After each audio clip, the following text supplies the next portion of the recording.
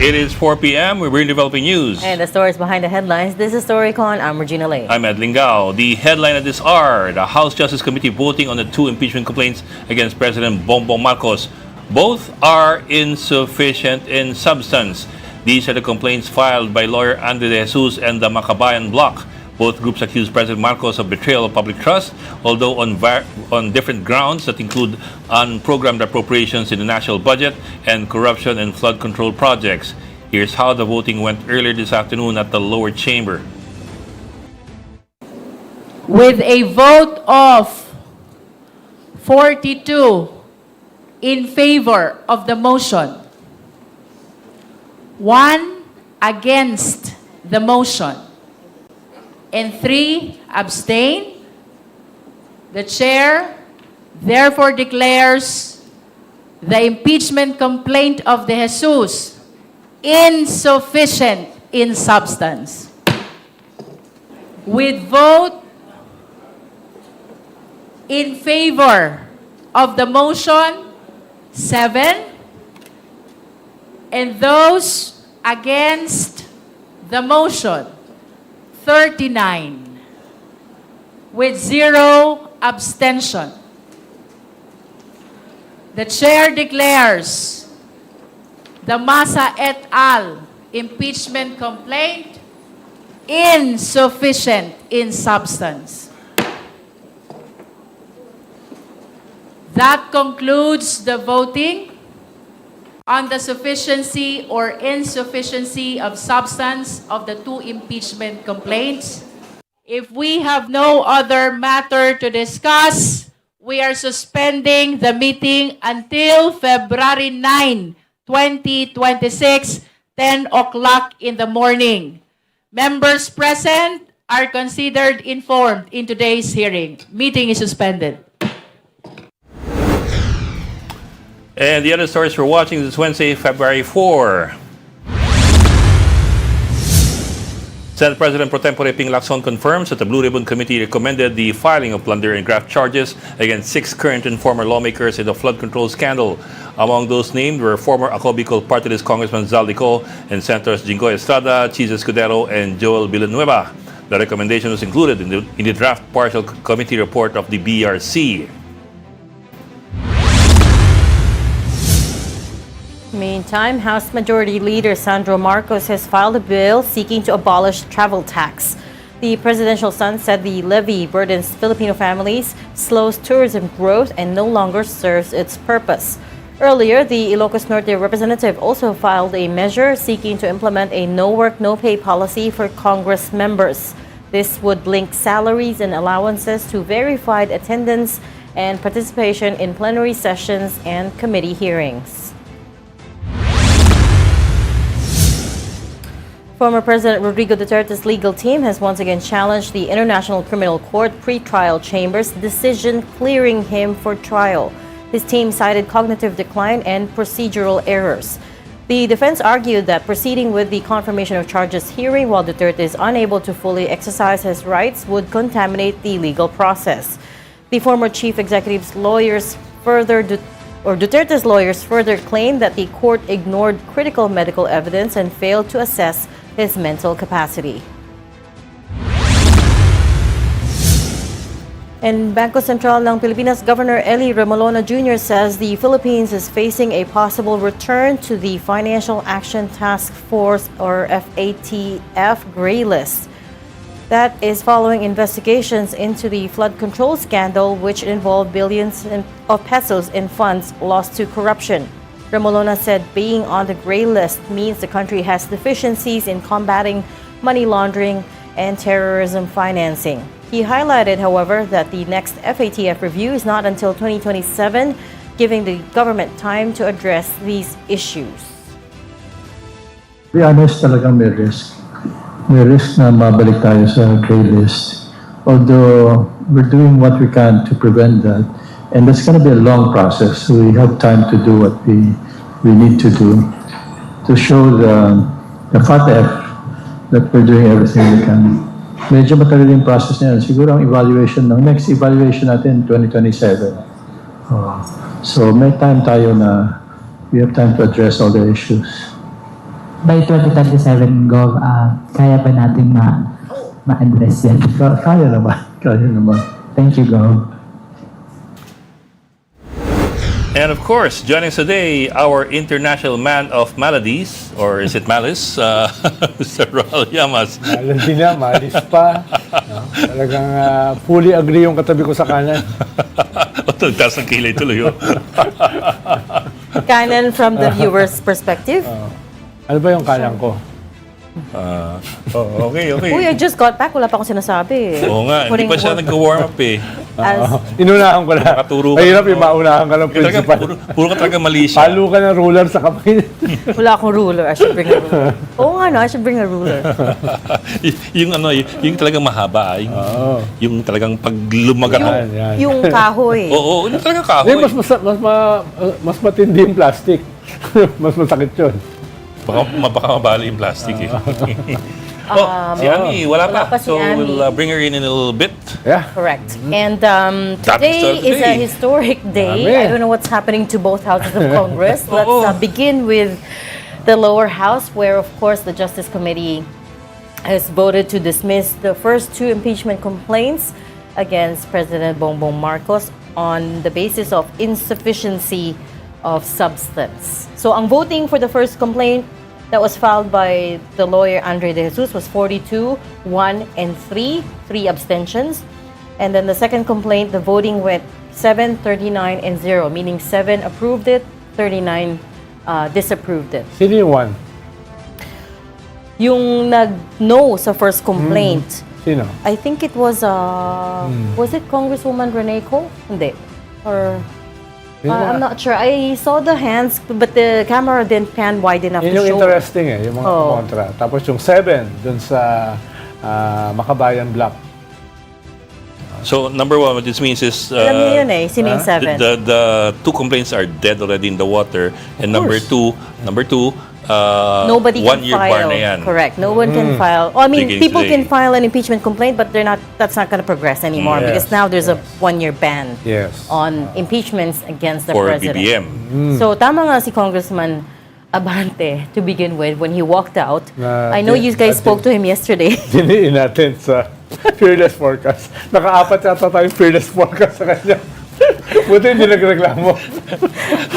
What happened there? 4 na Fearless Forecast. What happened there? Parang siya, natatawa na siya. No? Natawa na siya. Bakit? Well, but what was his basis for saying to, nung maaga pa, shortly after they convened, na walang basis? That it was insufficient. What was his basis It for was saying that? interesting kasi that these were assertions or allegations that were not backed up by legal evidence. For example, the assertion it's kidnapping. That one's always the one drug about use. drug use. that was based on Senator Amy Marcos's claim. Source. Is that enough already to file a complaint for impeachment? So mga ganung bagay-bagay. As well, I think yung What was interesting to me though is yung alleged drug use and the so-called kidnapping of Duterte. Okay, fine. They were tenuous at best. Pero there was a allegation there that he approved the so-called BBM parametric formula, which is the congressional allocations on public works funds. Basically, the argument being that it was under your watch that all of this happened. Most presidents approve unallocated But think about it, but if Congressman Toby Tiangco was correct in saying that as early as November 2024, nagalit na siya kay Speaker Romualdez and former Congressman Zaldi Co and told him off over corruption, then that makes him complicit, right? Interesting yung argument ni Congresswoman Bel Zamora. She said it wasn't President Marcos who drafted that policy. And having an imperfect policy direction is not an impeachable offense. I thought it was. Hindi ba? Well, it depends on how you define command responsibility. How far up does it go? Everything ends with you. Yeah, but yeah. Pero yun nga yung presumption of regularity. Ibig sabihin, trabaho ng presidente to approve a budget, no? Yes. Et cetera. Like yung unallocated, most if not all presidents has unallocated funds. But the budget also did balloon under him. And again, if the people around him are correct in saying that he was very unhappy with the 2024 and 2025 budget, it's just that he ran out of time to veto more items. Yeah. Again, there's Pero usually kasi sa culpability there. impeachment, hindi lang culpability eh. Kailangan merong Evidence. smoking gun eh. No, halimbawa, 120 million ginastos mo in 11 days. That's very specific. Or COA... notice of disallowance. yes. So, may mga ganun ba? Pero kung Not to command mention- responsibility, parang para sa iba, parang it's not enough. It's not a smoking gun. Legally, it's hard to prove. Linking him to corruption. Oh. Parang ililink mo na corrupt ka, tumanggap ka eh. Diba? Iba yung tumanggap ka, iba yung command responsibility. You can be inefficient. You can be incompetent. You can be a weak leader. But can we Diba? impeach people for being Kaya nga, incompetent? yun ang sinasabi ko. That's what I'm saying. That's culpability. Oh. That's command responsibility. Diba? Although, kung ako yung presidente, mas gusto ko nang ma-link sa specific corruption kasi kaso. incompetence. Kaysa tawagin ako ng principal na incompetent. Diba? I'm not calling anyone incompetent, but I mean, surely the law provides an avenue for impeaching officials that no longer are capable, di ba? I don't know. In an ideal world. Not to mention, yung congressman na approve ng budget eh. Yeah. Yeah. Di ba? Sa kanila dumaan. Sa bagay. Sila yung Sila din power din- the purse. Sila yung, di ba? Sila yung bumalangkas ng lahat-lahat. At ang pumirma lang yung Pangulo. Given what? 1 week to review everything. Exactly. 1 week, including weekends, ah. Parang yung Nasa kanya 14 parang days. yung DAP na kaso ni Butchabad tsaka ni Pinoy. Na ang sabi ng Supreme Court, tigil na yan, pero may presumption of regularity. Ginawa mo yan as president. No, wala ka diyang pakinabang. Parang gano'n eh. No? Yun ang kasi yung kailangan mong patunayan. Eh. Na nakinabang ka. Di ba? That's true. And yeah, so that's it for the Pero- impeachment against President Marcos. And Pero mas gusto ko pa rin malink doon kaysa matawag na incompetent. talaga, because you have meron kang dignity. Oo nga. Kahit pa paano. Ikulong niyo na ako. Huwag niyo na ako tawag incompetent. Mas masakit yung matawag na incompetent. Di ba? Pag nalakad ka sa kalsada, may tatak sa ulo. Incompetent. Di ba? Hindi, ganun no. Tapos yung mga dumadaan tao, tawag niya, loser. But some people don't care about that. Diba? Yeah. Teka, yung isang malaking story, hindi natuloy. Okay, yung kabilang... Ano yung hindi natuloy? Hindi nga natuloy. Tapos gagawin yung istorya, hindi nga natuloy. upper house naman tayo. Upper chamber. I'm talking about the Senate. 10 years Napaka-stable old. talaga ng ating mga institutions, di ba? Oo nga. Kung hindi Supreme Court, lower house. Diba? Upper chamber. Or Malacanang. Ikaw nagsabi ng Malacanang. So the 10 years hold of Tito Soto, well, Na alam naman natin, he is holding on pa rin. dati pa lang 10 years, di ba? Well, parang ang pangit kasi na magbabago yung leadership over the Blue Ribbon report about corrupt senators involved dito sa flood control scandal. Parang gawa naman kayo ng ibang dahilan para magbago ng leadership. Huwag naman yung Blue Ribbon report, di ba? So, yun yung isa eh. Napaka-glaring naman. Magbabago kayo ng leadership dahil mga fellow senators nyo na link sa corruption, di ba? So, meron bang senador na corrupt? I don't know.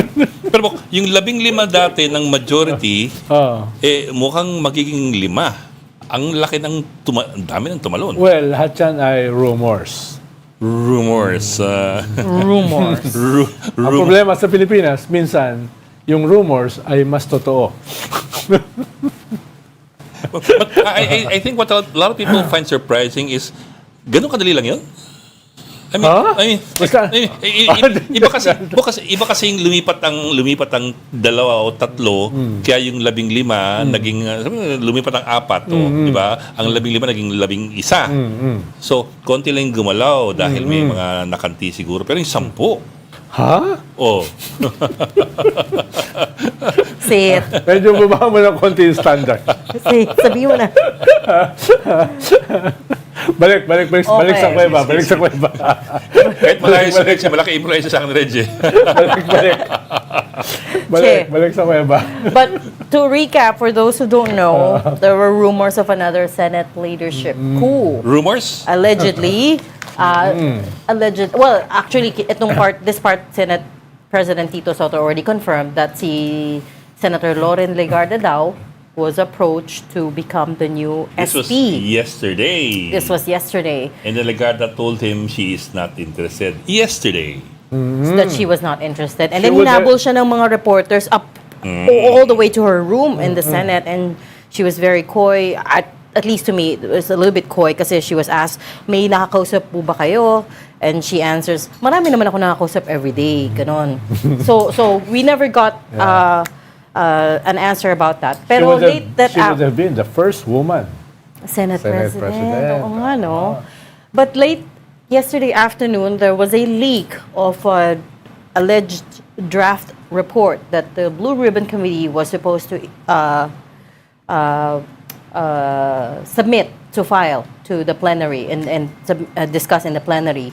Kaya lang, after this leak, it was immediately, or not immediately, but shortly after, withdrawn by the Senate, agad-agad. But we saw it already. We saw the draft. And that draft had the names of at least 6 legislators that Including the are former Senate President. including the former Senate President Chisa Escudero, that are being recommended for criminal charges, including Which is not surprising. plunder. Oo. Dahil lumabas yung mga Lumabas na pangalan sila, nila. exactly. To me, nung Sa nakita mga ko yun, testimonies. these are all the names that already Yes. came up repeatedly during the Blue Ribbon Committee hearings. Kaya lang, seems to be what threw a, what's the expression? Threw a wrench into everybody's, into the dynamics of the Senate. Kasi may mga against it, against the publicizing of that document, I guess. And then there are others like Senator Ping Lacson that are... Because it's a public recommendation. It's a public recommendation. Pero gusto yata ng iba na pag-usapan muna behind the scenes before you publicize it to the media. Ang gusto ng iba, imasahe. Iba yung kasi yung pag-uusapan. Okay. Bakit yung pag-uusapan? Para imasahe. Or perhaps even baguhin. But how can you change it? Kasi ito na yung names nga na nag-appear sa Blue Ribbon Committee. Balik. Hindi. In all honesty, let's say 5 lang yung names. Let's say may natanggal na isa doon. People will wonder, like, where's so-and-so? Right? He was also named in the Blue Ribbon Committee hearings. Do you think they care? What people think?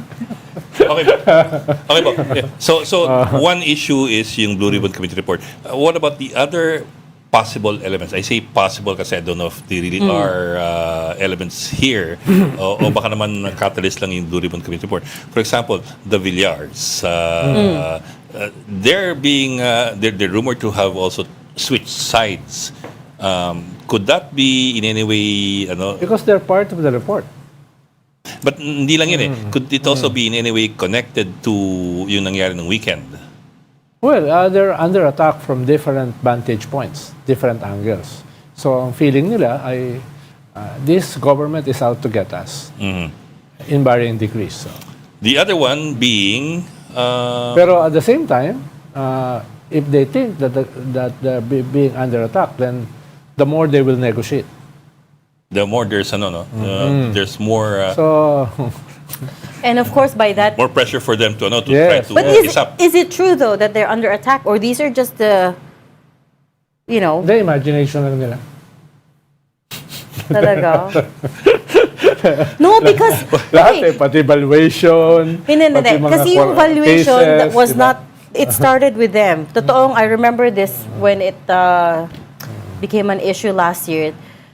People really were surprised that there was a company claiming $1.3 trillion in assets. Pesos in assets. Nung valuation ng Villar land. Masyado malaki. I mean, that means you're bigger than SM. Yeah. Even SM is not a trillion peso company. It could be a Right? So sign of, maraming tumaas yung kilay could when be a they sign of announced that. desperation. Dahil siyempre, pag ganun ang kanilang ganun ang kanilang projection, at walang magke-question, then reality is perception. Diba? So, baka yung mga nagpaplanong investors na umalis sa kanila ay mag-hesitate. No? So, maraming angulo yan. The other element I wanted to ask about is yung anak ni Loren, of course being fined 24 billion for failure to deliver. That's another aspect Oh, of the dynamics. Diba? Dahil hindi naman makakasuhan yung kanyang anak madadawit yung nanay. Dahil yung atake kasi sa anak ay nakuha niya itong mga franchise na ito because of the mother. Because Diba? At kung ikaw ay Senate President, posibleng ma-mitigate mo yung ganong klaseng attacks. or you could be even more exposed. That's the other way to look at it, right? Because it's already out in the open, itong issue with Solar Philippines, right? Tapos Yes. ngayon ka pa mag-SP, you're even more vulnerable. Pero dalawa yan Una, yung popular perception. Ikalawa, yung decision makers. Iba kasi yung decision makers. Iba yung pinanggagalingan nila. Kung ikaw ay Senate President, the decision makers might hesitate. Diba? Iba yung popular opinion. Ang tingin nila, yung popular opinion can blow over. May expiry date yan After a while, makakalimutan na yan. Pero Another issue will blow up, Yes. makakalimutan ng mga tao. Pero yung decision makers, ito yung tutugi sa'yo Ito yung magsasampa sa'yo ng kaso. Ito yung mangungulekta ng 24 billion pesos, etc. So, kung ikaw ay Senate President, medyo mag-hesitate yung iba. Bok, let's bring in one of our modules who is in Congress. We have mobile journalist Amy Atienza. Amy, what do you have for us? Yes, natapos na nga yung botohan dito mismo sa House Justice Committee kung insufficient in substance nga ba yung dalawang impeachment complaint laban kay Pangulong Bongbong Marcos. Kanina narinig natin yung manifestations ng ilang mga mababatas, pero meron pa rin naman tayong narinig na tatlo yung nagsasabing sufficient in substance ito. Kabilang nga dyan si Congressman Egay Erice, Congresswoman Laila de Lima, pati na rin si Congressman Chel Jokno. Kanina, after nung mismong preliminaries nitong botohan, narinig din natin yung pahayag at yung opinion ng Makabayan Bloc Representatives pagdating sa naging desisyon ng House Justice Committee tungkol nga doon sa impeachment complaints. At nasabi nila na parang malinaw daw na gusto nang patayin ng komite yung mismong impeachment complaint laban kay Pangulong Bongbong Marcos. At kanina nakita rin natin dito yung isa sa mga complainant, si former Representative Liza Maza, kung saan sinasabi niya na tinigil nito yung call for transparency and accountability. So tuloy-tuloy daw na magkakaroon sila ng panawagan at mas mag-iingay pa nga raw sila sa lansangan dahil sinasabi na by February 25 ay meron ulit silang protesta na mangyayari dahil nga sa naging desisyon and syempre dahil na nga rin sa panawagan nila for transparency and accountability dito sa Kamara. Amy, sino yung negative vote do sa unang impeachment? At sino yung 7 na doon sa ikalawang impeachment? Wala akong Doon sa first impeachment complaint, wait lang, check natin yung mismong votation na nangyari. Doon sa first impeachment complaint, may 42 na in favor. So halos lahat talaga kasama dyan sila Representative De Lima sa 42 in favor na insufficient in substance. Yun yung naging motion.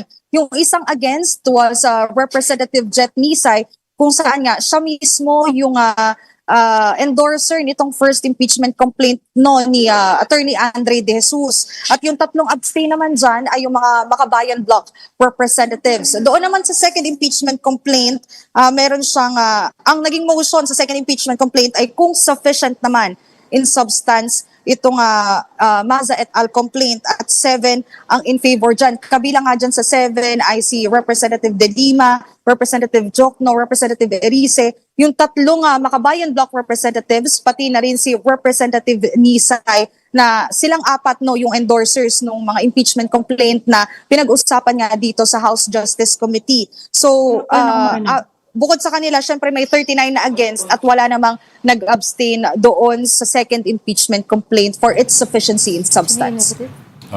Bok, let me just bring in Ami Pamintuan from the Philippine Star. She now joins us all the way from Parañaque. Ami. Hi. Sorry. It's okay. Bisita namin yung Ambassador of China. Okay. Dito pa siya. Hi. Sorry Good afternoon, everybody. Please give my regards. Oo nga. Pati yung kaaway mo nandito, si Wolf and the Hyena nandito.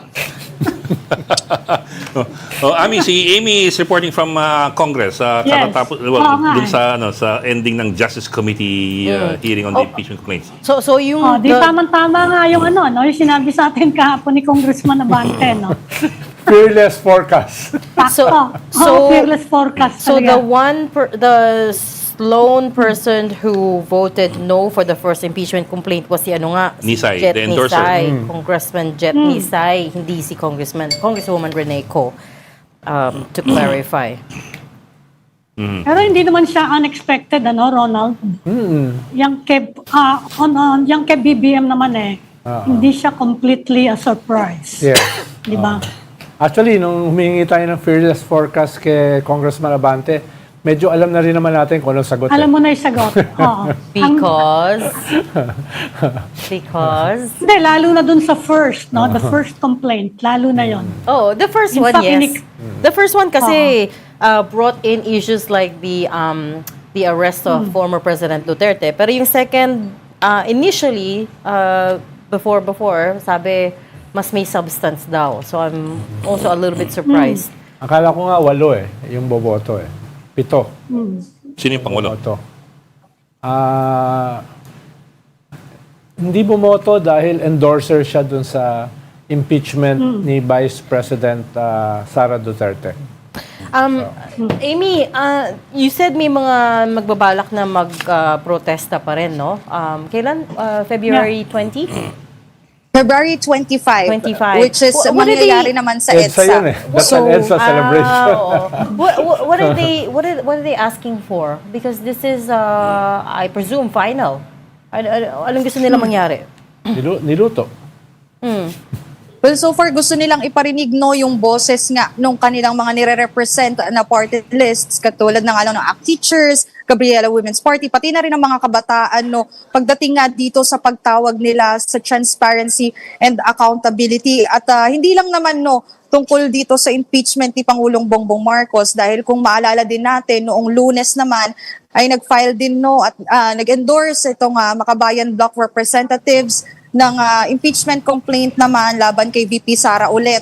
So, yun talaga yung gusto nila panawagan. Kailangan may maging reforma din sa ating government system dahil nga dito sa mga corruption scandals na nangyayari at naaakusa yung ating 2 highest ranking officials. Pero yung 25 kasi matagal na nilang planong mobilization yan.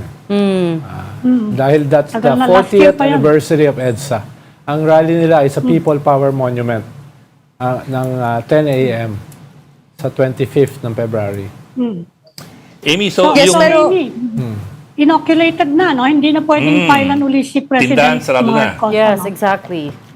Yes, bawal na muna ulit mag-file ng impeachment complaint laban kay Pangulong Bongbong Marcos. Ang iniintay na lang natin dito mismo sa Kamara ay yung pagpapasa naman ng committee report nitong House Justice Committee sa nangyaring ang deliberations and determination sa sufficiency in form and substance. So, mangyayari daw na sa February 9, may hearing ulit itong Justice Committee para nga daw sa preparasyon ng committee report na ipapasa nila sa plenary by next week. Okay. Well, we know that wala pa sa Justice Committee, of course, yung complaint naman against VP Sara. Pero may balita ka na ba kung anong binabalak whether ng SecGen or ng Speaker's Office dun sa dalawang naihain ng impeachment complaints versus VP Sara the other day? Well, after kasi na ma-file nga itong dalawang impeachment complaint laban kay Vice President Sara Duterte, ang hinintay naman natin ay kung i-refer na ba ng Office of the Secretary General kay Speaker yung mismong mga impeachment complaint. Kailangan pa daw kasi itong i-verify at i-authenticate ng SecGen ng Kamara bago nga maipasa kay Speaker Bogie D. At pag naipasa na kay Speaker Bogie D, doon magsisimula yung bilang ng 10 session days para mailagay nga sa order of business itong kay VP Sara. Pero moving forward, wala pa rin tayong naririnig talaga kung nai-refer na ba ng Office of the Secretary General kay Speaker yung mga impeachment complaint na na-file. Pero nang narinig din natin yung mga naging pahayag ng mga endorser pati ng mga kongresista na kasama nga dun sa pagpa-file, wala naman daw masyadong bago. Ang idinagdag lang nila yung testimony ni Ramil Madriaga na allegedly nga ay former aide and bagman ni VP Sara doon sa kanilang impeachment complaint. Pero wala ka naman narinig na may magsasampa o nagbabalak mag-endorse ng pangatlo o pang-apat na impeachment complaint against VP Sara? Or wala bang niluluto, for example, ang mga congressmen na sila mismo will take the second route, which is yung collect 1/3 of the signatures of members of Congress, Yung parang fast ginawa nila track. the last time? Bok, nung nakaraang araw, narinig natin parang possible daw na may third impeachment complaint at iniisip talaga namin dito baka sila former Senator Trillanes na yung mag-file. Pero nung tinanong din natin siya via text, no, ay kung magpa-file siya the next day, ay sabi niya naman, ay kasama na raw yung complaint nila dun sa na-endorse ni Akbayan Party List Representative Percy Sendanya at ML Party List Representative Laila De Lima na impeachment complaint. So yun yung second impeachment complaint na natanggap ng Kamara this year against VP Sara. Yung sa votation, medyo wala pa tayong naririnig dahil nga naging maingay din ngayon dito sa Kamara yung usapin naman ng Ethics Committee pagdating kay Representative Kiko Barzaga at nakita na nga siya ngayon sa plenary session. So abangan natin kung ano nga ba yung magiging desisyon ng Ethics Committee pagdating kay Representative Barzaga naman yung kung extension daw ba ng suspension or expulsion yung ibibigay kay Representative Barzaga. So he's back to work today. Today mismo. Okay. Ayan na siya. Kahapon, nagkaroon ng ethics committee hearing. Medyo closed committee hearing kasi siya, lalo na pag-ethics. So ngayon sa plenary, doon nila ilalabas yung naging usapin, yung napag-usapan nila doon sa naging hearing na nangyari kahapon. So, kailangan Amy, natin imbitahin napag-usapan ulit si na ba yun, Abante. Para sa bagong fearless forecast. Ami, imbitahin ulit natin si Abante. Hindi ba tinanong na natin si di ba si Congressman Abante? Medyo yung kay VP walang gustong mag-fearless forecast Hindi ba? Pero Amy, meron na bang finalize na new rules sa impeachment? Apart from yung requirement nga ng Supreme Court, meron na ba silang nag-firm up na balak nilang gawin para kay VP Sara na impeachment? Wala pa tayong naririnig no pagdating naman dyan sa new rules no na ilalapag nila para nga dito sa impeachment ni VP Sara. Narinig natin yung sa Supreme Court nga and technically kung may ilagay nga sa order of business din itong mga impeachment complaint laban kay VP Sara, magiging same din yung magiging process no pag-uusapan kung sufficient in form and sufficient in substance yung mga impeachment complaint kasama nga ang House Justice Committee pati yung mga ex officio din na pwedeng bumoto nga sa sufficiency at sa preliminaries na gagawin bago magsimula yung actual hearings ng impeachment laban kay VP Sara. Okay, we'll let you go. Okay, maraming salamat. Amy Atienza reporting to us live from the House of Representatives. Thank you, Amy. Kala ko hingi mong fearless forecast yung kay Barzaga Mas mabilis naman. yung pala yung isa palang... Oh, you mean on his libel case? No, sa ganung ethics committee. He the will be decision. suspended Nasuspend or na nga, di ba? expelled. No, for the second time. That's is the question now, whether they will... get expelled. Pero Ronald, pwede namang hulaan din yung kay VP kasi yung isa dyan refiled nung nakaraan naman na pag-usapan na nila yung form and substance niyan, di ba? Pumasa Mukhang na papasayan sa Justice At saka Committee. ang taas-taas ng vote noon mababa lang naman yung requirement for That was 200 So, something. yung nakaraan ang taas nung Was it kahit 215 mabawasan ngayon 215, correct. kahit yung 67 di ba na sinasabi nilang contractor at this point umalis, hindi naman lahat yung 67 na anti-Sara pero kahit mabawasan yon, they will still have the 103 ba yun? 108, Ilan ba I ngayon think, sila? for 1/3. At saka yung nakalista naman na... Ilan ba ngayon? Yung mukhang kakasuhan naman na congressman na madalian, mga 10 pa lang Tsaka na Kaya yung, nga, tsaka pwede na yung pang 57. kausapin, di ba? Pwede pa siyang actually. Although nakausap natin we were able to interview si Congressman Tino last week. Was it last week or a few days ago lang? And he said, they are already talking to people who are getting ready to file by tomorrow. Tomorrow's already February 6th. And of course, he and his group will endorse it. This is Makabayan. So mukhang, they've already made preparations for it. So he said, we can expect na talaga may magpo-file talaga. Hindi, may nag-file na eh. Nag-file na sila Earlier, di ba? May nag-file na kasi nga binago nila yung computation ng The other ano. day. Yeah. Ayaw nga pala, No, because dalawa it should have days. expired in January, correct? Oo. Dalawa na yung nag-file, magkasunod.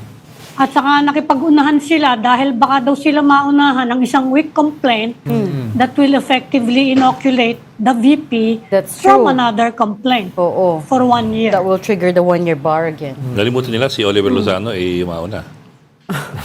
Okay, Ikaw talaga. from the lower house, let's move on to the Senate, to the upper chamber Senate. now. We have with us mobile journalist Marymon Reyes reporting to us live from the Senate. Marymon, what's going on in the Senate? Parang boring day dyan boring day. Anong boring? May chismis na rumor na naman ako. He's being sarcastic. Si Army. Si Army, di ba? Naku, sana nga boring. Pero ngayon kasi dito, yung plenary session currently suspended pa. At so far, kanina kasi nagkaroon ng photo opportunity kasama ang Philippine Sports Commission at saka ang ilang mga atleta. Pero ngayon, tapos na yung photo op at so far waiting pa tayo sa pagbalik ng plenary session kung saan isasalang ulit yung Senate Resolution number 256. Ito yung Senate Resolution expressing the sense of the Senate na kumukondena sa pambabatikos ng Chinese Embassy sa mga opisyal ng gobyerno. May privilege speech din tayong inaasahan from Senator Tito Soto mamaya. Pero so far sa araw na ito, bukod dyan, nagkaroon din ng pagtatalakay kaninang umaga yung Senate Committee on Electoral Reforms tungkol naman sa anti-political dynasty bill. Pero Nahanap na ba, Marymon, ni Senator Marcoleta yung coordinates ng West Philippine Sea? Nako, Ronald, yan yung aabangan natin ngayon ulit sa magiging interpellation. Kasi kahapon, even though nilatag ulit ni Senator Kiko Pangilinan yung nagpakilala ng Senate Resolution, yung arbitral ruling, yung iba pang mga nagpapatunay na yung kini-question na sakop at lawak ng West Philippine Sea ay tunay talagang awarded sa Pilipinas, mukhang hindi pa kumbinsido dito si Senator Marcoleta. Kaya ang sabi naman dito ni Majority Floor Leader Senator Mig Zubiri, hopefully today kapag natapos na yung question, yung interpellation proper, sana lang magkaroon na ng botohan at umaasa si Senator Migs na mai-adopt daw itong Senate Resolution kasi hindi na raw biro yung nangyayaring pambabatikos from the Chinese Embassy. Pero Marymon, pag nag-resume ang session mamaya, fearless forecast mo, sinong uupo dun sa harapan? Oo nga eh. Yun Mahirap talaga, yun pa talaga gusto magsabi, namin pero- malaman, Marymon. Oo. Bagamat paikot-ikot tayo, pero sa uli, dun tayo babagsak sa Senate President's chair. Pero pwede rin kasi i-suspend ng tuloy-tuloy. Oo, pwede rin gano'n, di ba? Para Tomorrow. more time para pag-usapan. Negotiate. Usapan. Oo, yung... Hindi, meron na daw numbers yung minority eh. Marymon, anong bilang mo? They have Nasa the numbers 17 now. Ami, yung nakuha nating numero. Pero so far kasi ngayon, ang nakita nating naiwan doon sa session hall, sina Senator Alan Peter Cayetano, Senator Aimee Marcos, Senator Robin Padilla.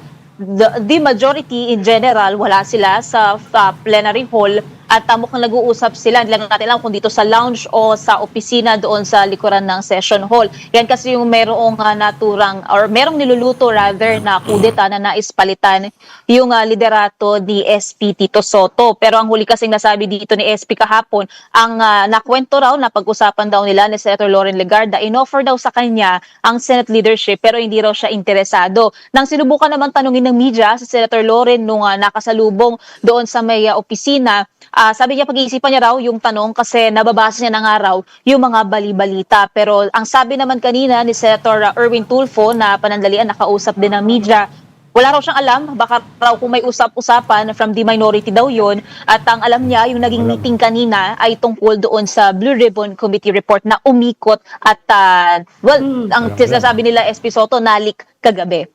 Marymon, wait. To be very clear, yung 17 ay para kanino?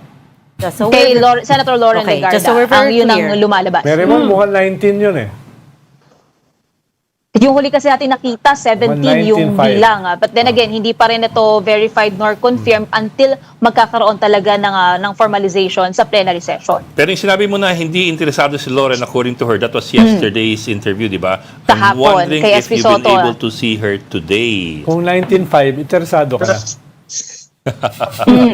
Nandito nakita natin kanina nung nagsimula yung session, nagkakausap sina Senator Lauren Legarta at sina Senator Alan, nagkukumpul-kumpul lang sila doon, pero nung nag-start naman na yung pinaka-session, pumasok na ulit sila sa kanilang mga upuan. So hanggang ngayon, waiting game tayo unless magkakaroon na ng pag-aanunsyo sa floor.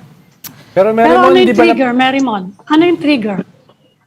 Ano yung trigger? Kasi lagi namang may chismis dyan na papalitan yung Senate. Ngayon, ano yung trigger at this point? Blue Ribbon Report?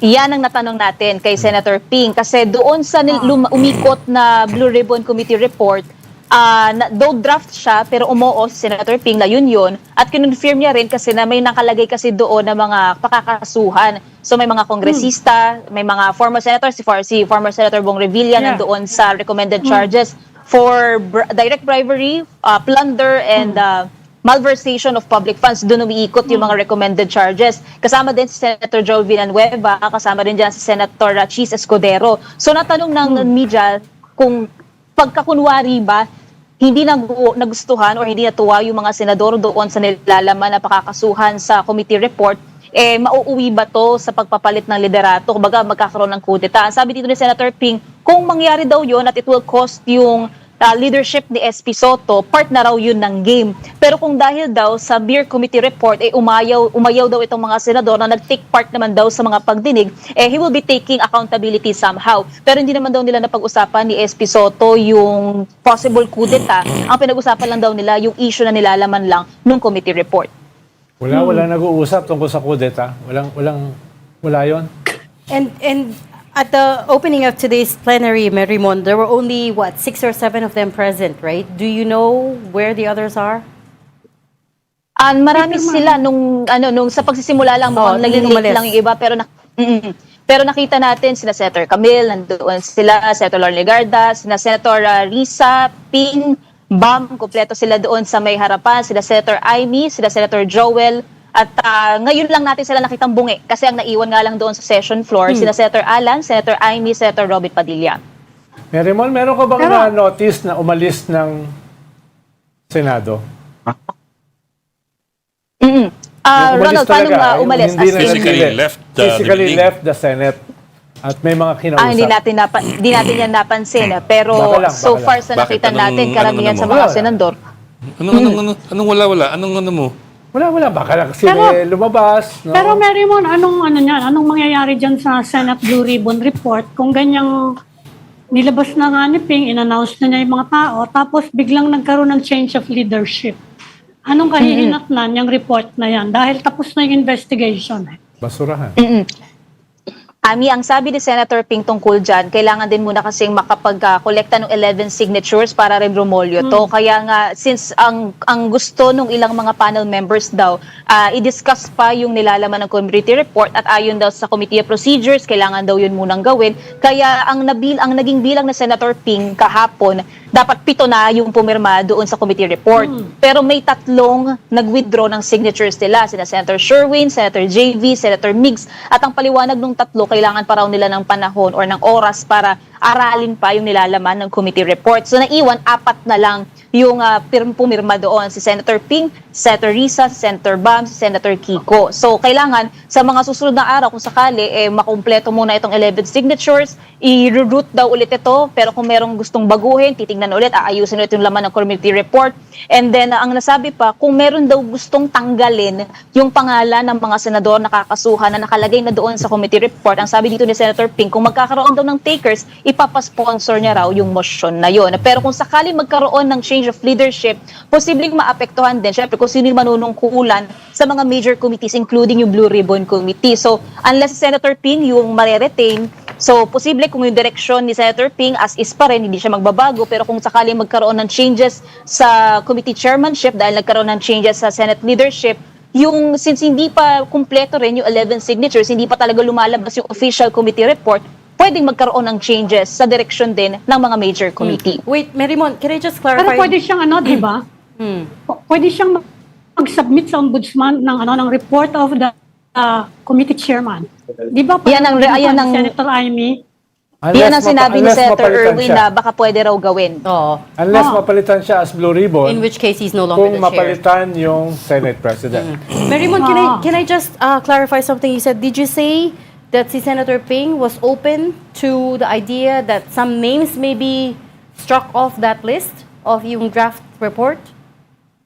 Ang sabi kasi ni Senator Ping, ipapasponsor niya raw. So hindi niya sinabing, oo, okay sa kanya, hindi okay sa kanya. Pero lahat daw, pag-uusapan at kailangan pag-usapan muna. Lalo na pag kunwari, ikot din daw sa minority, yung laman ng committee report, plus yung kinakailangan niya nga rin na signatures. So lahat yun, kailangan daw nilang isa-isahin ulit. Especially, may mga miyembro daw ng panel na gusto pa raw pag-usapan yung contents ng committee report. Kaya ang sabi dito ni Senator Ping, wag daw munang gamitin yung na-circulate na committee report kasi hindi pa raw yun official.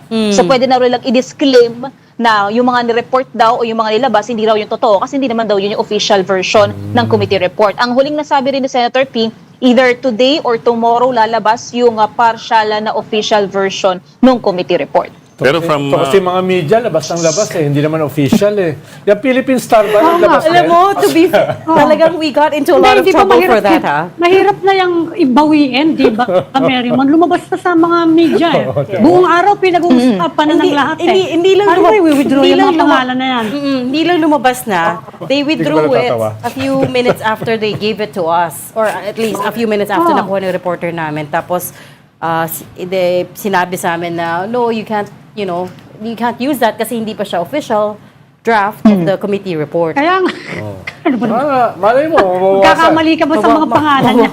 Mabawasan pa yung names. Pero mas malala pa yan dun sa formally report ni Richard Gordon. Ha? Mas malala pa nangyayari dyan. Ano ba yan?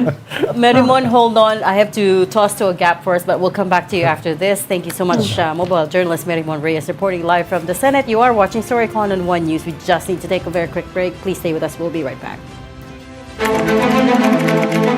This is the Story Conference Group or the Storycon Group.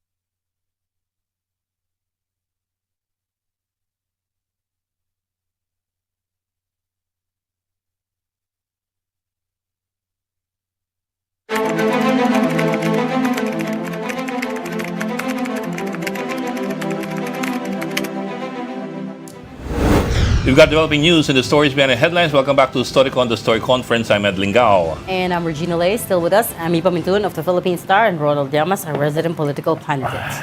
So let's get right into it and bring in our guest this afternoon. We're talking to Senior House Deputy Leader, Congressman Egay Erice. Good afternoon, Congressman.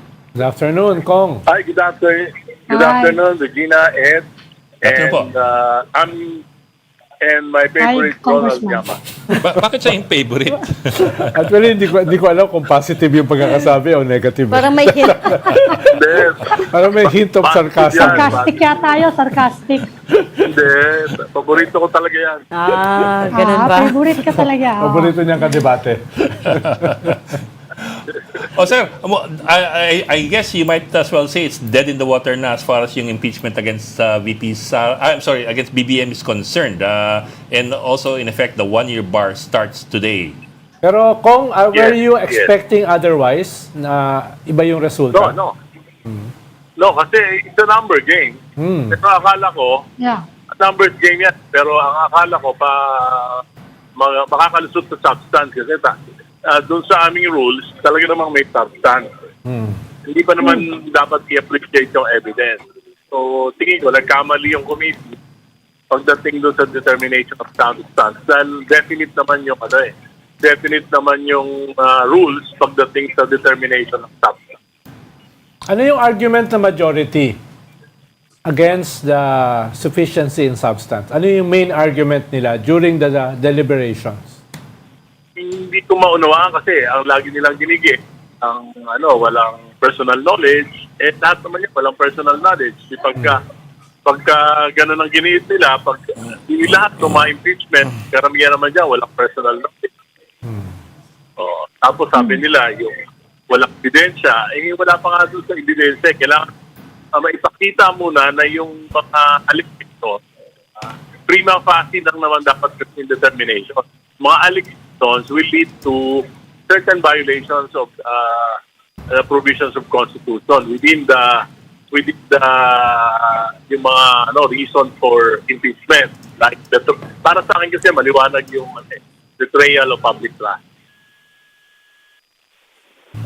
Hello. Pero Congressman, alam naman natin, kahit pumasa yan sa sufficiency in substance, it's still a numbers game. It's a political process. At lahat naman talaga, halos lahat umaasa na walang mangyayari. At least yung impeachment kay Presidente, hindi ba? Pero mahalaga din bigyan ng pagkakataon si Pangulo para masagot niya yung mga allegations. Kasi hindi naman ito pag-uusig lang, kundi due process.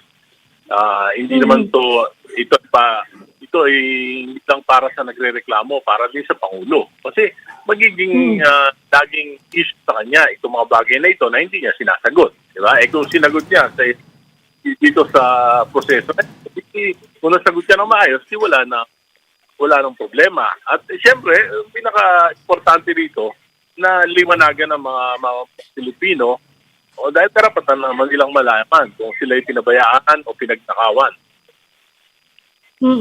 I mean, So ano na susunod ngayon? You can now focus on the impeachment naman ni Vice President. No? Ano naman yung susunod na aasahan namin doon? Tapos, magkaroon ng committee report. After that, Yes. dadalhin nila sa plenary. Kung hindi makakuha ng one-third, kung hindi makakuha ng one-third, saka lang mamamatay yung impeachment. So it's not yet it's not yet dead pala. Kaya ano It pa will rin? still be up for a vote. Numbers game. Numbers game. Naghihingalo. I thought kasi Pero, understandably, siyempre, alam mo, sa tingin ko, pagka naman nadala sa plenaryo, siyempre, numbers game na yan. At wala naman gagawa kundi sundin kung ano yung decision. this is for the VP, Yeah, VP Yung yan. kay VP, Sinasabi ko kay wala pa Ed. naman. Sinasabi ko kay Ed. Hindi pa na. This is not for the President. Okay. Oo.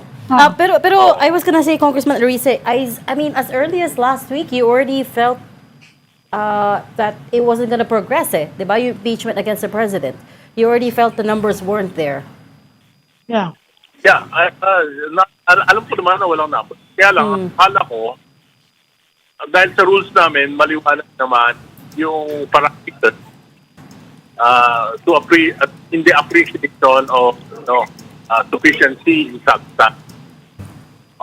Kaya lang, hindi na nila binigyan pagkakataon na magsumite ng mga sort of statements, yung complainants, magharap ng mga ebidensya, patunayan yung mga aligasyon nila. So yun yung walang, actually, pwede nga, patingin ko, ano pa rin to may grave abuse of discretion pa rin. Pwede pa rin nga question ito sa Korte Suprema. Di ba? Yung decision na mo, palagay ko para matapos na lang yung dalawa. Bayaan na natin. Anong fearless forecast mo, Kong, sa Justice Committee tungkol doon sa impeachment ni Vice President Sara?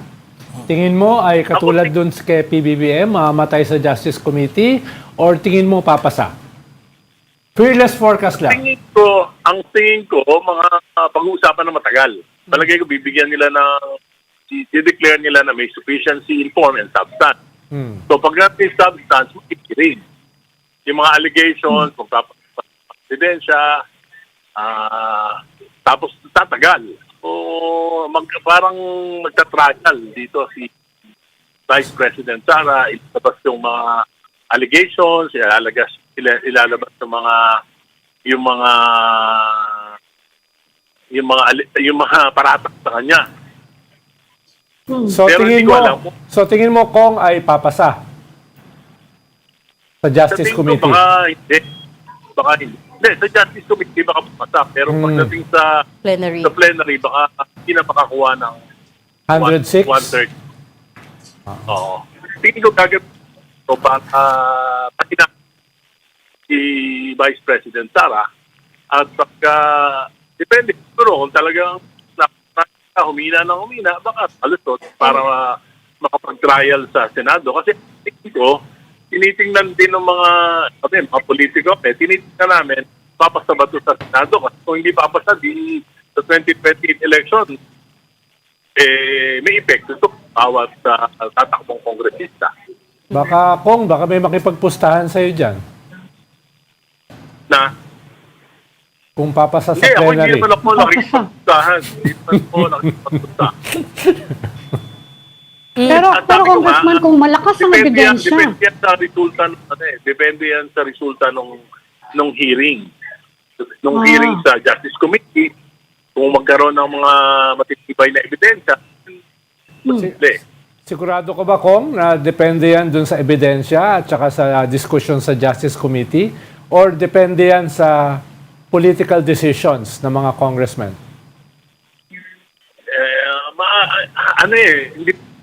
Kasi siyempre, tingin ko nga patatagalin Hindi natin alam kung saan mapupunta yung public opinion After 2 months, halimbawa, 1 month, 2 months, hindi natin alam kung saan pupunta yung public opinion. At yung public opinion will determine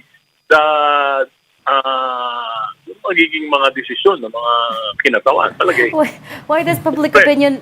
Kong, public opinion?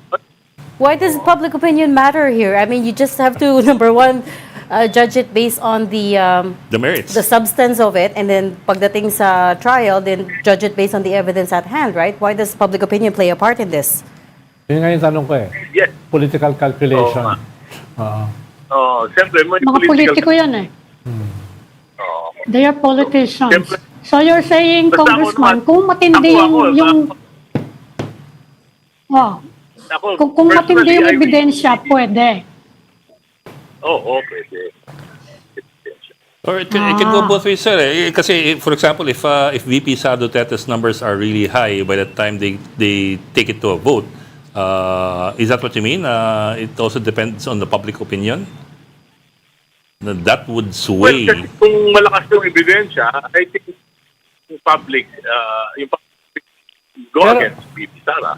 Pero kung malaking bahagi ng articles of impeachment laban kay Vice President Sara are basically the same articles of impeachment last year.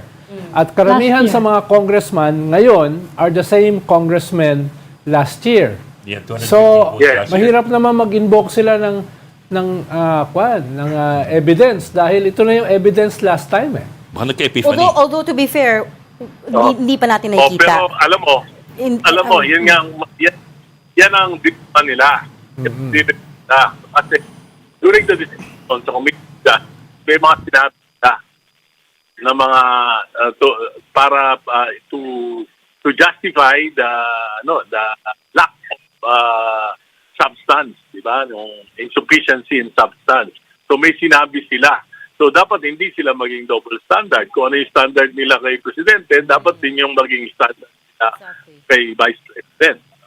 Pero sabi nyo rin kung kasi, sabi nyo rin na in your previous interviews, na incentivize yung mga congressmen last year para bumoto ng yes sa impeachment. Ngayon ba, tingin mo ay may pang-incentivize? Hindi bukod dun sa incentive, noon kasi malayo pa yung presidential election. Malayo pa.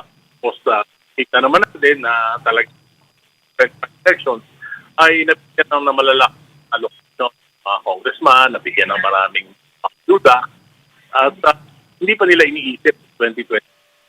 Pero ngayon, iniisip na yan. Yun ang kaibahan. Pero hindi ba mas importante, Congressman, na kung meron kang opisyal na headed for the presidency, na mas importante nga ngayon na maipakita sa mga tao yung fitness for the presidency. Di ba? Pero mas Di ba mahalaga naiisip din yun? mas mahalaga na dapat nga nasuri mismong namumuno. Kaya kasi nga. halos tatlong taon pa siya ng bayan. Oo nga. Kaya nga. So, kung ang Kaya kung talagang pinakamahalaga, unfit, merong ebidensya ng unfitness. What's good for di ba? Dapat parehas lang. Dapat tinignan din mabuti pero sa kung Pangulo at tinignan din mabuti sa pangalawang Pangulo. Pero kung ang sinasabi nyo, ang pinakamahalaga rito is not the evidence. It's about the political calculation of the congressmen kung nasaan ang kanilang political future. Hindi. Importante rin yung ebidensya. Yung political calculations, magdidepende rin kung paano haharapin ni Vice President Sara yung mga accusations sa kanya. Sabi ko nga, kung mapapatunayan, malakas ang ebidensya, sa tingin ko, babaliktad yung public opinion. Yan yun. Pero, At pag bumaliktad ng public opinion, di syempre pa rin yung opinion ng mga... pero kung yung pagharap sa ebidensya, sa Senado pa yun eh. Hindi pa yun sa impeachment Hindi. Palagay ko, ang gagawin dito ay... Yung rules meron na eh. I-determine yung yung pagkatapos na determine yung sufficiency ng substance ay mga pagdinig para patunayan.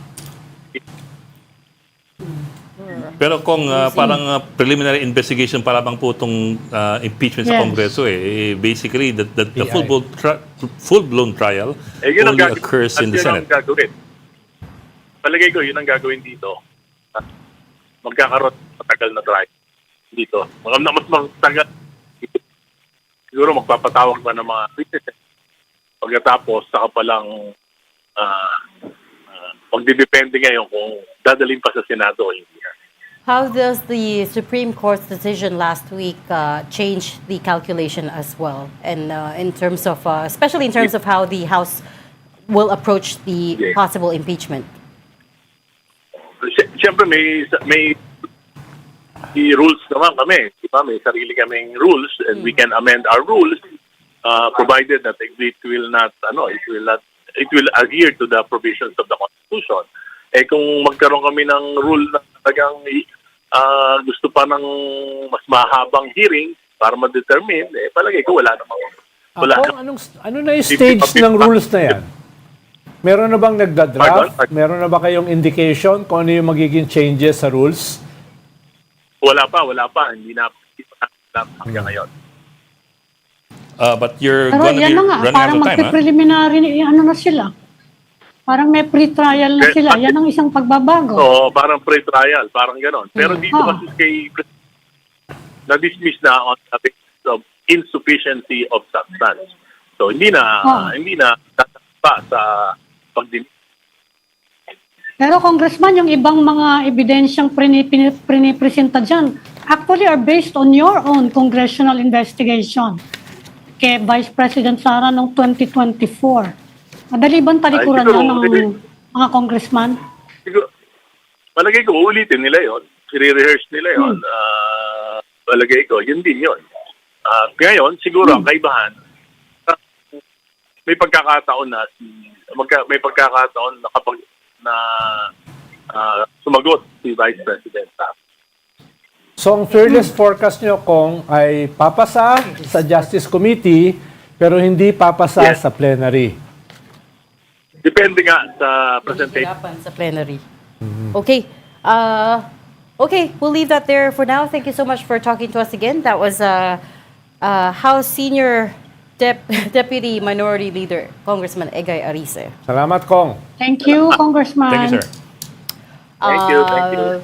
Let's go back to the upper chamber. There's a bit of a breaking news now. Again. Kasi nga, it's a developing story. Si Senator Kiko Pangilinan just posted this photo on Facebook with the title, Nakangiti silang lahat. #power sharing. I don't know what that means, but you can connect the dots. In case hindi nyo makita who's at the background, that's JV Ejercito, Win Gatchalian, Risa Ontiveros, Bam Aquino, of course, Kiko Pangilinan, and to the other side, that's Lauren Legarda, Tito Soto, Ping Lacson, and Mig Zubiri. Nandiyan si Pia Cayetano, no? I don't see the Tulfos too. Wala. Pia, wala. Wala. Wala The two billiards. Wala yung siblings. So you have 9 Wala. people here. 9 people. Yeah, so the only caption for this that Senator Pangilinan posted is #power sharing, the dalawang Philippine flags. There's no indication as well of when or what time this was taken, but all we know is that he posted that just 15 minutes ago now. So assuming that they're all on the same side, may 15 senador na wala sa litratong yan. Ibig sabihin, kulang Yung majority. Ibig sabihin, kulang yan ng 4 to be a majority. For now, Pero it doesn't mean anything. I know. Picture lang siya, no? Tsaka it can be, siyempre pang selfie, so ngingiti lahat. Kahit Oo, tsaka nagkaway baka sila. may nag-CR. O may nagbayad ng bill. Hindi ba nasa... May kumukuha ng picture. Excuse Hindi pala me. si Kiko yung nagsiselfie. Walang bayad bill here. Di ba sa Senado office? ba to? Oo, di ba sa Senado to? In which case they don't... O malay mo, hindi si Kiko nagsiselfie. Malay mo, may kumukuha ng picture. So, 10. 10 na. So, 3 na. So, We're looking at Saka bakit ang possibilities. caption power sharing? Bakit yung hashtag power That's what's sharing? interesting. So, could he be alluding to a potential power sharing agreement between Tito Soto and Lauren Legarda? We don't know at this point. dati na silang may power sharing. So, Dati na ba? magkasama sila sa Pero majority. baka nag-formalize na. Kasi in the past, you've had arrangements between two potential Senate presidents. Di ba? Masang, si Dillon at one point and si... Mas ang significant dyan ay the Blue Ribbon Report. Yun yung mas significant. What will happen to the Blue Ribbon Report? Kaya nga. Mas mahirap naman kung tatalikuran yung mga lahat ng nalaman natin during the Blue Ribbon investigation. Di ba? Rumors lang nga, May kulang Ani, pa nga dun eh. May mga kulang pang pangalan dun eh. Oo nga. Oh. Wala pa si Grace po, wala pa si Nababanatan nga Nancy si Ping Binay. Lacson dahil bakit yung ibang malalaki wala dyan. And the problem is because na-leak na yung draft of the report, malalaman natin if may matanggal. Rumors nga yun na Kaya leak nga. eh. If there are names that suddenly disappear from that report, right? Kaya nga. Do you think it matters in the Philippines? Dapat it should ipastak na matter. lang na idiretso niya dun sa ombudsman eh. Habang siya pa yung chairman ng committee. Para meron siyang chairman's report.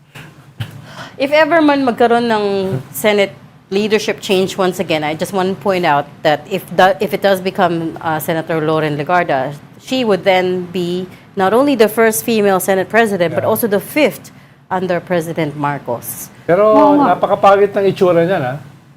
Sa media, sa publiko. Over the Blue nagkaroon Ribbon. ng leadership change Because of the committee because report. of a committee report ng Blue Ribbon Yeah. implicating their members to corruption. Senators. No? Oh, paano yan? All boys club, you're protecting your own. Yes. Ang pangit Ano na itsura nangyari ng dun sa Senado mga niya. commitment nila for accountability, ek. At hindi naman... Si Abby talaga. At hindi, Taga-Philippines po yun, ha? Lahat sila yun ang The award sinasabi. di ba? for Cueva. Today, hindi sa akin mapupunta. Kay Ami. Strike 2 na siya. Di ba? Lahat sila yun ang sinasabi. We're all committed to ganyan.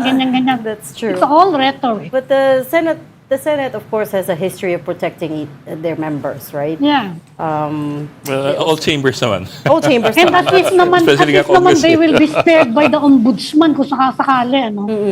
pero dahil mas malaki ang Nakuha na rin Congress, ng ombudsman yung mga pinagsasabi dyan sa Senado eh. Pag nagkaiba yung finding nila at saka finding ni Boying Remulla, anong mangyayari? They have a national constituency, they have to remember that. Hindi ka pareho ng mga congressman, pwede nang sabihin, kasi kasuhin lang namin yung constituency namin na local, okay na kami. Pero eto, they have a national constituency. Correct. and a lot of them are running for re-election sa 2028. Yes. Well, that's why... Kaya nga, iisipin mo rin yan. Pero sabi ni Robin Hood Padilla, at least yung asawa niya, hindi na daw siya tatakbo eh. Because we don't deserve him. Yung kaibigan mo. One of your friends, sorry. Hindi ako may sabi nun, si Mariel. No? One of your friends. We don't deserve him. Oh, don't snort again. You're snorting again. Dahil nag-snort. Hindi na ako mag-comment. But there is another piece of breaking news before this photo of Senator Pangilinan. The Supreme Court, it's a Supreme Court decision, basically dismissed the petition filed by Jacinto Paraz, Ferdinand Topacio et al., questioning the constitutionality of Executive Order number 94, which Creating created... the ICI. Correct, which created the Independent Commission for Infrastructure, or the ICI. This resolution was written by Associate Justice Samuel Gerlan. Parang semi-moot and academic. Semi-moot and academic. Moot and endemic. Kung kailan magpo-fold. Hingalo na yung ICI. Saka Hindi, hinabol. may palusot naman ng Malacanang. Sabi nila, bahala na kayo sa buhay niyo, no? In effect, sinabi yun daw. Kung gusto daw ng ICI, they will hindi naman- abide by whatever the ICI wants. Pwede pa ba Kung gusto daw mag-volunteer doon? magpatuloy, susuportahan nila. Ami, pwede ba Kapag gusto nang mag-volunteer doon? magsara, Gusto ko sana Di ba? mag-volunteer sa ICI eh. Pero pwede ba? Ikalawa, tatanggapin ba ako? Pwede pa. Maybe you can revive it. Pero tingin mo, tatanggapin ako. Oo naman. Salamat. bahala daw Anong ICI skills? Heckler. What skills do you bring? Heckling. Marunong ka ng forensic accounting. Of course. Heckling. Mga asar siya. Oh. Heckling. Investigation. Ha? Heckling yung ano niya. Heckling yung Bahala daw ICI eh. We're waiting for word from ICI kung anong balak nilang gawin sa buhay nila. I think they're Kasi also... sinabi ng Malacanang. I think they're also It's up waiting... to ICI to decide their fate. I think they're also waiting for a signal from Malacanang, and ito na nga, President Marcos has said, it's up to them. so I imagine... Parang ano yun, no? It's up to you. pero siya yung nag-create. He created it.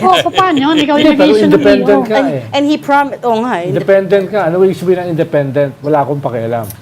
So, pwedeng chill-chill na lang sila. It's up to you eh. Except Pero- yung funding lang. Pero puro Funding. absent yata. Absent lang yun. The life cycle of this ICI is very interesting. No? At the very start, parang there's so much energy, so much hope for it. Pero Kasi sa sabi- simula pa lang, natanggal na si Magalong. Hindi, at the very, very start, ito yung pinangako niya, which is an independent commission that will investigate this and hold those accountable. Diba? Tapos slowly, it was like a Baka for them, it has served its purpose. Just like a Which is death by basically- 1,000 cuts. Yung slowly, you weaken the institution. You don't give it the support that it needs to flourish. They run into all sorts of problems. Walang hindi makapagsabina, hindi Baka tingin nila may... cite in contempt. ang tingin nila yung outrage about this massive corruption ay Is may dying down. expiry date. Oo. No? That's At, true. That's also true. At nag-expire na, kaya pwede We na. can let it go. Saka Pati yung pumasok nga ICIAC, yung which bagong is a priority ombudsman. bill of the President. Yung ICIAC, hindi gumagalaw Hindi yung man lang baso. certified urgent no? We pero just have priority bill. Hindi gumagalaw. Yeah. Eh, sino ba magpapasa kasi ng bill? Well, if the president certifies it urgent, then, IAC. Hindi naman certified eh. hindi nga certified. Sinabi lang niya. That's why. Sinabi lang niya, it's a priority. Yeah, that's why. So, It was just persuading. Pero alam mo, kahit hindi siya certified, pwede siyang umandar eh. Dahil priority bill pa rin Kaya siya. nga, sino nga yung magpapandar kayo naman? Sino ba yung mga, nasan ba yung mga iniimbestigahan, nasan ba? Ayun na nga lang, nagkaroon ng Senate Blue Ribbon Committee ganyan, wala na eh. Bigla naman kaka-leadership change sa Senado. So naalala ko to. So at the start, again, there was so much, there were high hopes for the ICI that this would be the institution that will hold those responsible to account. Tapos naging ombudsman, and now ombudsman is, and then naging Senate Blue Ribbon pala, and then naging ombudsman.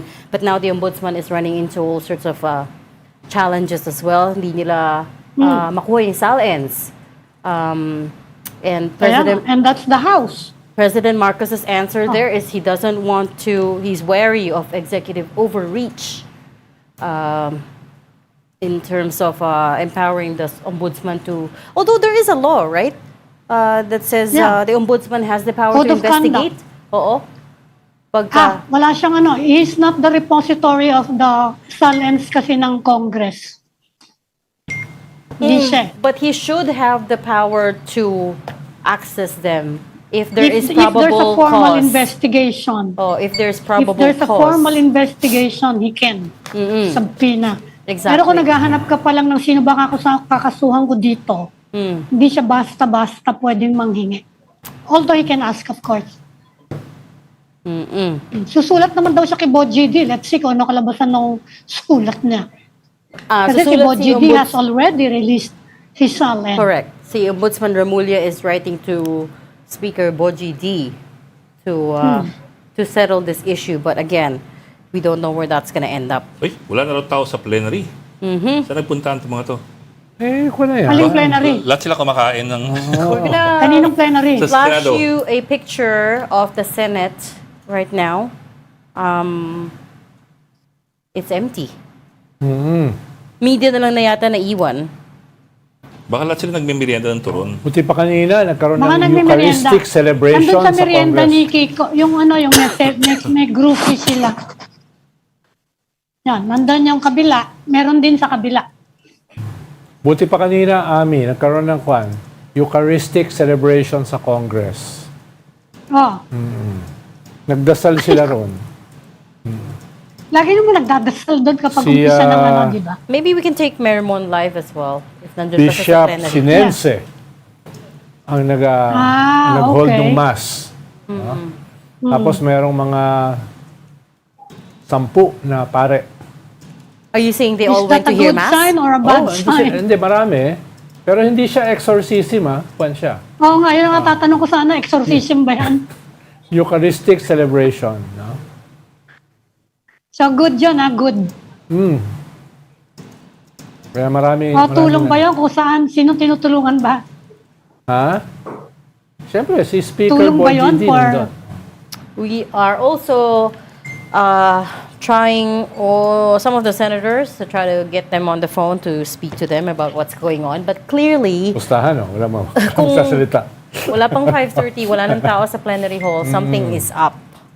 And Okay, we have Merrimon. but can we let's bring in our reporter again, Merrimon. But I wonder if we could also get her on the camera so we could see the plenary hall empty.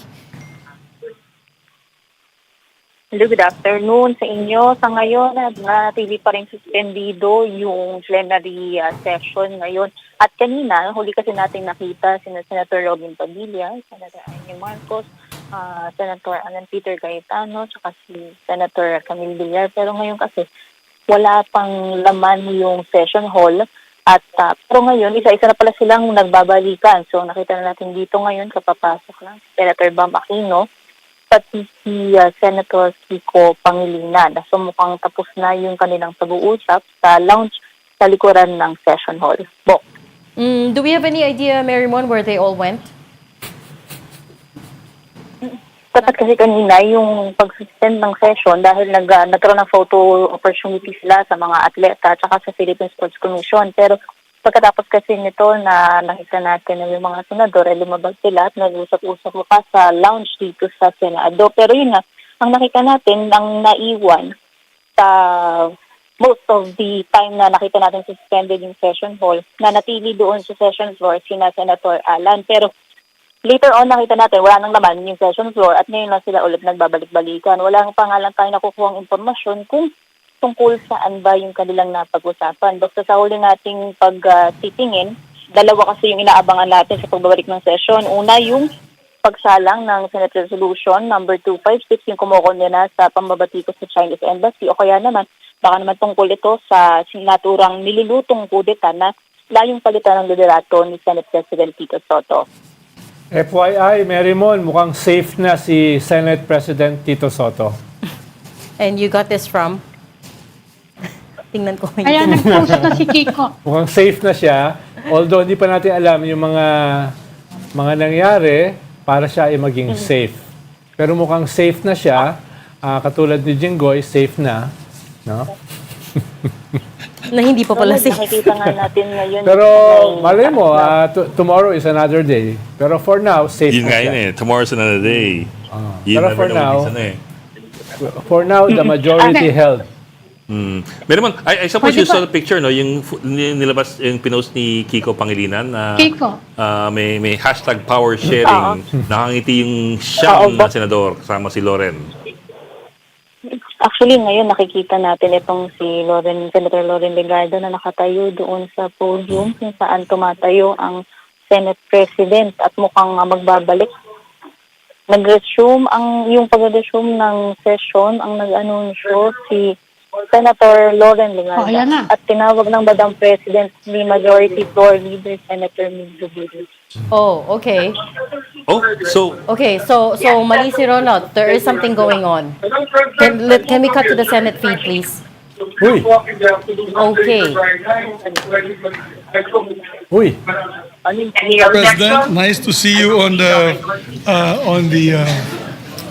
Yes, session resumed already, right, Madam President? Yes, session is resumed. Thank you, Madam President. Madam President, I move that we adjourn session until 3 o'clock in the afternoon, Monday, February 9, 2026. I so move, Mr. President. Madam President. Any objections? I don't see the minority here, only the majority. This is also in cooperation with the minority. With the minority, They know that yes. we're going to adjourn early. No objections heard. Session is adjourned until Monday, 3 o'clock. February 9, 2026. Thank you very much, Madam President. Yeah. Tito Soto was behind Migs. You can see him smiling. Okay, there we have it. Another Senate leadership change. Official na. So, medyo biglaan, no? Senator Loren Legarda has officially become the first Senate President in the history of the Philippines and also the 5th Senate President under President Marcos. We don't know how the numbers panned out yet. Kasi before they went to break, mga Pero wait, 14 hindi pa siya official kasi kailangan pa sa floor mag-oath. Oo. you're supposed to have it on the floor. Yeah. And also, Kailangan pa mag-oath. kung sino Pero- man lang umuupo dun sa, di ba kung sino umuupo Rostrum. dun sa rostrum, siya yung Senate President, that's In the meantime. address as Senate Oo. President eh. But at the same time, notice that Senator Migzubiri called her Madam President and nandun din sa plenary floor si ST Senate Soto. Tito Soto. Correct. At saka, At sinabi naman na, both sides, saka baka yun ang okay ibig na. sabihin Baka may agreement na. ng power sharing. Ibig sabihin, basically, majority pa rin yan, pero nagbago yung Senate Nakaupo. President. Yung nakaupo. Which means there would have already been agreements about the committee chairmanships. And So here's Blue hope. Ribbon Report. Oo, yun yung pinakamalaki. Ano kaya nangyari sa Blue Ribbon Report? Siya nang isa pa ring importante. We don't know yet. We're going to try to find out. Kasi at the moment, our producers are trying to reach all the senators that we can think of to try to get some insight. Pero of course, none of them are answering their phones. Pero yun na nga, we started this program already having heard that there were movements in the upper chamber, that there were potentially that Tito Soto was getting replaced by Loren Legarda. And then about 15 minutes ago, si Senator Kiko posted a photo of the 9 of them with the hashtag power sharing. So, as Ronald was saying, baka ito na nga yung ibig sabihin doon, that they have found an agreement, A compromise. To appease those who are complaining about the Blue Ribbon Committee report, which was leaked to the media yesterday, and which caused a lot of kerfuffle. Okay, we're trying to get more information, pero wala pang. Nag-adjourn na ang Senate for until February 9, Monday, 3 p.m. So there's 2 more days that they're not going to do a session, and we'll try to get a hold of somebody there. So hindi pa siya official, Bok. I suppose so. You're supposed to Kasi vote on it on the floor. It's kailangan supposed to pa be in i-vote. session. Pero pwede rin Plenary naman vote. pwede din naman mag-vote behind the scenes, not on the plenary No, floor. you have to do it, diba? You have to do it No, formally. it has to be formally. Formalized. You can reach agreements outside the session, but you have to make it formal in the Senate, Yes. in the session. In the plenary. That's right. Kailangan, So correct. it's on record. So Monday pa. Kailangan sa plenary floor nga to make it official. So, Tapos may rituals pa yan. oo. So I stand corrected. Pero yung the mace was already placed beside her. So I stand corrected. Maybe it is not official that she has become Senate President yet. But, you know, it looks like all the signs are pointing to that. Kaya lang we won't know officially until Monday, 3 p.m., February 9.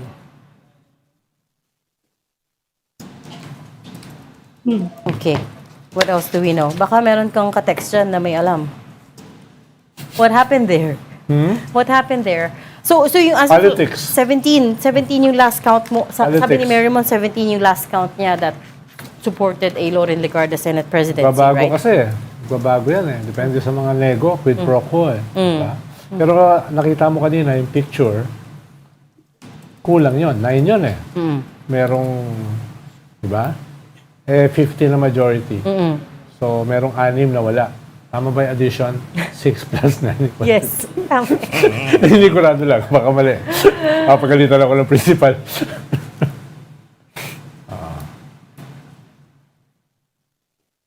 Or just replaying what happened on We know that Yes. we're going to adjourn early. No objections heard. Session is adjourned until Monday, 3 o'clock. February 9, 2026. Thank you very much, Madam President. May seminar ba doon? Paano mag-hampas ng kabel? Tapos, No, I didn't in the parang seminar. tama ba? May nagpalakpakan after Yes. session suspended. So something really did happen or was Oo. about to happen, at least not formally yet. Pero mukhang may kasunduan. And Siyempre naman, hindi ka pwede basta-basta umupo dyan kung wala pang kasunduan. And again, nandun nga si SP Tito Soto right there on the Hindi naman plenary siya floor. absent, di ba? Oo, hindi naman siya absent, hindi naman siya indisposed. So the fact that he was standing right there, I guess tells you a lot. And then si Senator Loren ang umakyat sa rostrum. The majority is just taunting whoever. Okay, but again, I stand, Which majority? I stand corrected. It is not official yet, but again, we've talked you through all of the things that we've seen and heard at the Senate. They just need to officialize it, make Pero it tama rin formal. yun. Pwedeng parang nagpapatawa sila, no? Na maintain yung leadership, pero nagpapatawa sila. Paano? Pwede ka kasing nandun eh. No? Depende kung sino yung inassign ng SP. Senate President. No? O Risa, Ikaw upo ka ron. ikaw mag-chair. Risa, o Ping, ikaw yung... Pwedeng mangyari yun. So, So you think they're just joking? Wala talaga nangyari? hindi, sinasabi natin, we're in the Philippines, anything is possible.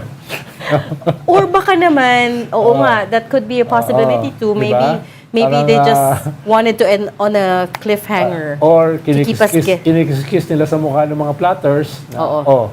To keep us guessing. Parang gano'n. Tapos magnegotiate pa sila these next 2 days. Kasi may Thursday and Friday pa. Baka naging heckler na rin sila. Okay ba? Dumami na heckler. Okay, so at this point, you mean I shall... Nagte-text ako dun sa mga tao dun, makuha ko. Ikaw text mo yung ano mo dun, yung close contact mo dun. Ano Hindi, sabi? nagsabi na nga eh. Nagsabi na nga yung contact ko eh. Mali yung contact niya eh. Oh, pero hindi nga natin sigurado kung mali nga. And yet, he calls her Madam President. Oo. Hindi, pag nakaupo ka talaga ron, tawag sa'yo President eh. Oo. Diba? Pag Same way sa house, sa speaker. Lahat sila pag pag nagpe-privilege speech ka, kung sino yung nakaupo, ang tawag mo. Kasi you address the position Yes. of the person. Yes. Yeah, exactly. But then Tito Soto was right there. Yeah, baka Wala yung minority kulang nga yung na. minority. Wala yung minority. So ilan lang yung mga tao dun sa session hall? And by the way, Baka nagtatawanan sila. Baka bahagi yun ng having fun. having fun. Oh. And maybe the Baka question... nahawa sila sa Storycon. And pag sinasabi mong minority, by the way, who are we talking about? Baka nag-iba na naman ha.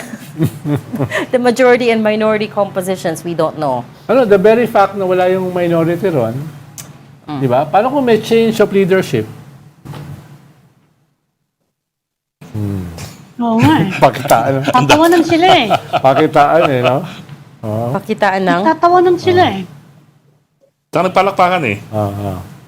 Oh, pati si Ping Lacson, no? Oh, may picture pa siya. Oh. The big clue really is the power sharing hashtag that Senator May Pangilinan kasunduan posted. sila. Oh, mukhang yun na yun eh. Tapos nakangiti, hindi mo sila malungkot eh. Hindi naman malungkot. Oh, Kaya hindi katulad nung usual na kanda ko rito sa Storycon. Lagi ako malungkot eh. Ah, talaga? Malungkot ka because... Lagi napapagalitan. Nalulungkot ba siya pag napapagalitan siya? Or it energizes him more? Sa tutuwa nga. Kaya nga Lagi napapalo na ruler. Pag inaaway siya ng mga taong bayan, nabubuhayan. Uy, bumaba yung self-esteem ko nung tinawag akong pangit, ha? Parang nabubuhayan. It gives him life, eh, no? Hindi niyo ba nakita yung pagbuho nung tinawag akong I don't pangit? know. Wala ko dito nun, eh. Kaya nga heckler eh. Pero talaga, it really hurt your feelings. Oo, dahil sabagay, na-appreciate ko naman yung aking inner beauty. Na walang nakaka-appreciate. Wala na ka nakakakita, wala pa nakaka-appreciate. Let's listen to it one more time Parang lahat sila Yes, session resumed already, right, Madam President? Yes, session is resumed. Thank you, Madam President. Madam President, I move that we adjourn session until 3 o'clock in the afternoon, Monday, February 9, 2026. I so move, Mr. President. Madam President. Any objections? I don't see the minority here, only the majority. This is also in cooperation with the minority. With the minority, They know that yes. we're going to adjourn early. No objections heard. Session is adjourned until Monday, 3 o'clock. February 9, 2026. Thank you very much, Madam President. Parang aliw na. Si Bato? Si Bato, di ba nung nagbago yung leadership, umiyak siya? Paano siya mapupunta dyan? That was 2 Senate presidents ago. Matagal na yun. Pero classic yun, ha? Classic yun, di ba? That was Umiyak siya. 2 SPs ago. Akala ni Subiri, umiiyak siya dahil natanggal siya as Senate President. Yung pala, bumoto siya para tanggalin si Subiri. Okay, I'm sorry to... But I think what's